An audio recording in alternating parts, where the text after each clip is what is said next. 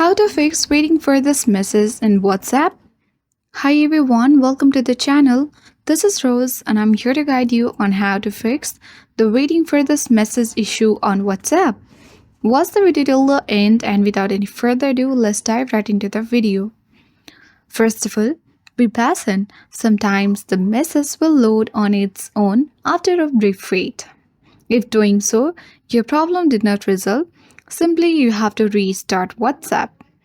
You can completely close the WhatsApp application and reopen the app. So once you have done that, the second step to follow if your issue did not resolve is checking your internet connection. Make sure that your Wi-Fi is stable. If your Wi-Fi is not stable, you can easily switch to mobile data and then send the message and wait for the message. Lastly, you need to update the WhatsApp if all of the above steps did not work for you. Open Play Store or App Store depending upon your device, and then tap the search icon at bottom right corner of the screen. Select the search bar and type in WhatsApp.